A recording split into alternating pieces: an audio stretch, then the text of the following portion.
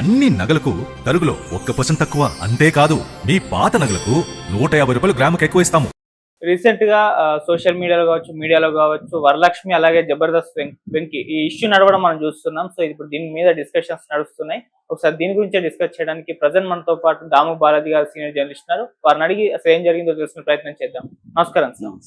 Sir, Varalakshmi అనే అమ్మాయి social media వేదికగా చాలా వీడియోలు పెట్టడం జరిగింది. అంటే హీరోయిన్లు కావాలంటే పడుకోవాల్సిందే అన్నట్టుగా స్టేట్మెంట్స్ ఇచ్చింది. జబర్దస్త్ వెంకీ మీద కొన్ని కామెంట్స్ చేయడం జరిగింది. సో ఇవన్నీ కూడా డిస్కషన్స్ జరుగుతూ ఉన్నాయి. ఆ జబర్దస్త్ వెంకీ కూడా ఇంటర్వ్యూ ఇవ్వడం జరిగింది. అసలు ఆమె ఏం కామెంట్స్ చేసింది, పర్టికులర్ గా ఆ వివాదం మరి ఎటువైపు టర్న్ తీసుకుంది, నిజంగా వెంకీ మీద ఆరోపణలు చేసిందా, ఈ కంప్లీట్ ఈ ఇష్యూ గురించి ఒకసారి చెప్పండి. వరలక్ష్మి అనే ఒక అమ్మాయి, నంద్యాల అమ్మాయిది. ఆ అమ్మాయికి పెళ్ళయి భర్తతో 5 ఏళ్ళుగా విడిపోయి ఉంటుంది. ఒక పాప ఉంది. సో ఆ అమ్మాయి సినిమాల్లో చేయాలని కోరిక కలిగింది ఆ అమ్మాయికి. మీ లలిత వారి ఆషాఢం శ్రావణం ఆఫర్. అన్ని నగలకు తరుగులో 1% తక్కువ. అంతేకాదు మీ పాత నగలకు 150 రూపాయలు గ్రాముకి ఎక్కువ ఇస్తాము. రెండింటినీ కలిపితే నగ ధరలో 2% కన్నా ఎక్కువే సేవ్ చేస్తారు. అసలే మీ లలితలో తరుగు చాలా చాలా తక్కువ. సో అమ్మాయి ట్రై చేసింది. ఆ ట్రై చేసే క్రమంలో కొంతమంది ఫోటోలు పంపించడం, వాళ్ళతో మాట్లాడడం చేసింది. ఆ క్రమంలో వాళ్ళు హైదరాబాద్ రమ్మంటే అమ్మాయి 3 సార్లు హైదరాబాద్ వచ్చానని ఒక వీడియోలో చెప్పింది. సో 3 సార్లు వచ్చి 3 సినిమాల్లో ట్రై చేసి ఛాన్సులు రాలేదు. దానికి కారణం ఏంటంటే నన్ను వాళ్ళు పడుకోమన్నారు, నేను పడుకోలేదు కాబట్టి నాకు ఛాన్సులు రాలేదు అనేది ఆ అమ్మాయి చెప్పిన విషయం.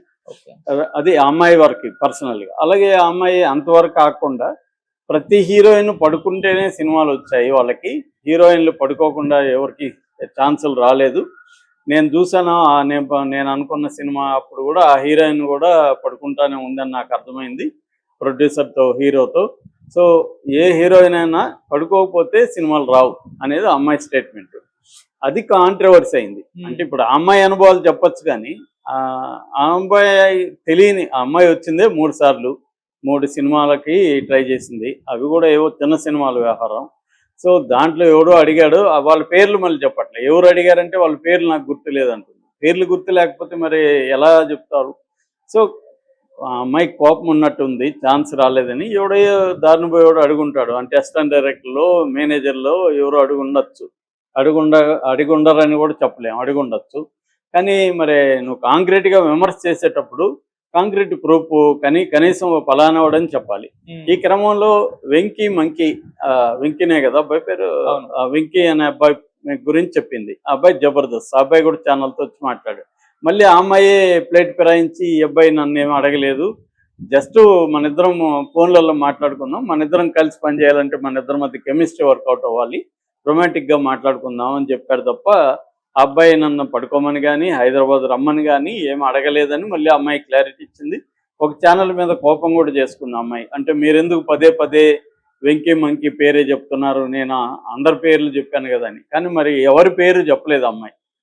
అమ్మాయి అంటే చాలామంది ఇలాగా అడిగారు నన్ను అని చెప్పింది. 3 సినిమాల్లో కొంతమంది అడిగారు, అది మనకు అర్థమవుతుంది. వాళ్ళ పేర్లు ఎవరు చెప్పలేదు. వెంకీ మంకీ ఎందుకు చెప్పిందంటే అమ్మాయికి వీళ్ళిద్దరు కొంత మాట్లాడుకున్నారు, జబర్దస్త్లో అతను పాపులర్ కాబట్టి అతని పేరు చెప్పింది.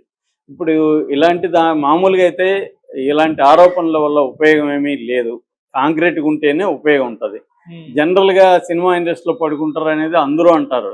అది సినిమా ఇండస్ట్రీనే కాదు, సాఫ్ట్వేర్ ఇండస్ట్రీలో కూడా బ్యాక్ డోర్ జాబ్స్ కావాలంటే పడుకోమని అడుగుతారు. దాని మీద కూడా చాలా ఉన్నాయి. చాలా కంపెనీల్లో కూడా అడుగుతారు. రియల్ ఎస్టేట్ ఫర్ ఎగ్జాంపుల్, మొన్న కూడా ఎవరో ఫ్రెండ్ చెప్తున్నాడు, ఈ ప్లాట్ కొంటే నేను పడుకుంటానని ఒక అమ్మాయి ఆఫర్ ఇచ్చిందని. సో అలా మరి ఎందుకు ఇచ్చింది అమ్మాయి ఆఫరు? సో ఇక్కడ ఏంటంటే నేను గత 20 ఏళ్ళుగా సినిమా రంగంలో ఉన్నాను. 2 సినిమాలు డైరెక్ట్ చేశాను. రాఘవేంద్ర దగ్గర, మన రామ్ గోపాల్ దగ్గర పనిచేశాను. చాలా నా ఫ్రెండ్స్ కూడా చాలామంది డైరెక్టర్లు ఉన్నారు, ప్రొడ్యూసర్లు ఉన్నారు, నేను చూశాను దగ్గరగా. సో ఇప్పుడు జనరల్గా పడుకోవడం అంటే దీన్నే మామూలుగా కమిట్మెంట్ అంటారు. మా ఫస్ట్ సినిమా అప్పుడు కూడా మా మేనేజర్, మా అమ్మాయిని కలకత్తా అమ్మాయిని తీసుకొచ్చిన మేనేజర్, సార్ మీరేమైనా కమిట్మెంట్ అడుగుతారని అడిగాడు. అప్పుడే నేను ఫస్ట్ టైం విన్నాను అసలు ఏంది కమిట్మెంట్ అని. అప్పుడే తెలిసింది మాకు ఎవరికి కమిట్మెంట్ అవసరం లేదని చెప్పాము. సో అలాగే మేము 2 సినిమాలకి మేము కానీ మా ప్రొడ్యూసర్లు కానీ ఎవరు కమిట్మెంట్ అడగలేదు, హీరోలు అడగలేదు.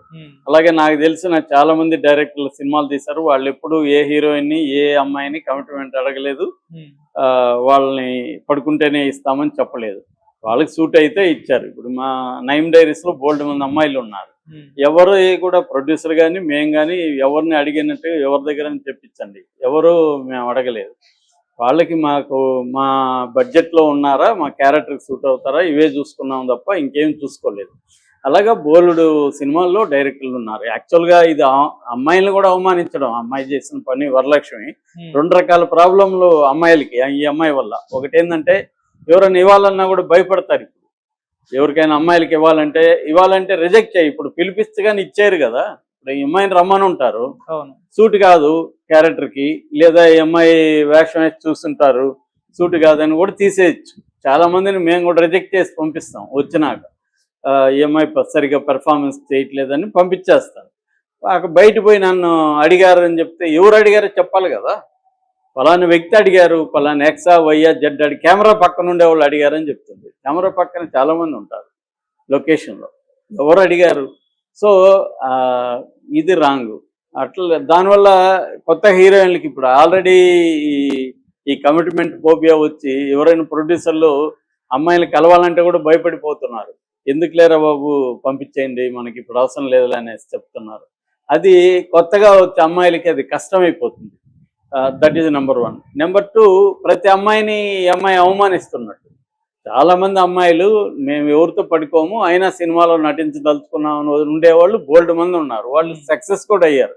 ఈ అమ్మాయి ఏముందంటే వాళ్ళందరూ పడుకున్నారండి, ఎలా చెప్తుంది? సో ఇది వాళ్ళని అవమానించినట్టు కూడా. అన్ని ఇండస్ట్రీలోగే అన్ని రకాలు ఉంటాయి. ఇక్కడ కూడా అడుగుతారు, అడగరని చెప్పలేము. మగవాళ్ళ దగ్గర అయితే డబ్బులు తీసుకునే వాళ్ళు ఉన్నారు, లేకపోతే చాలామంది కో డైరెక్టర్లు, మేనేజరు, హీరోలు కావాలి లేకపోతే ఆర్టిస్టులు కావాలనుకున్న వాళ్ళ దగ్గర అప్పు పేరుతోనో లేకపోతే బిర్యానీలు పెట్టించడమో ఇంకో గిఫ్ట్లో ఏవో తీసుకుంటారు. లేకపోతే ఎందుకంటే ఒక చిన్న ఎగ్జాంపుల్ చెప్తాను నేను. డైరెక్టర్స్ సంవత్సరానికి అరౌండ్ 2000 మంది డైరెక్టర్లు కావాలనుకుని తిరుగుతూ ఉంటారు. ఛాన్స్ 20 మందికే వస్తుంది. అంటే 2%కి ఛాన్స్ వస్తుంది, మిగతా 98%కి రాదు. 98% తిరుగుతూనే ఉంటారుగా. సో నేను నీకే ఎందుకు ఇవ్వాలని ఎవరైనా, ఇప్పుడు నేను డైరెక్టర్ అనుకో, ఒక అబ్బాయి వస్తాడు, ఇదే క్యారెక్టర్ నాకు 50 మంది ఉన్నారు, నీకెందుకు నేను ఇవ్వాలి, నా సినిమాకి కొంత డబ్బులు ఇస్తే నీకు ఇస్తానని చెప్పచ్చు. అట్లాగే అమ్మాయి అనుకో, నేను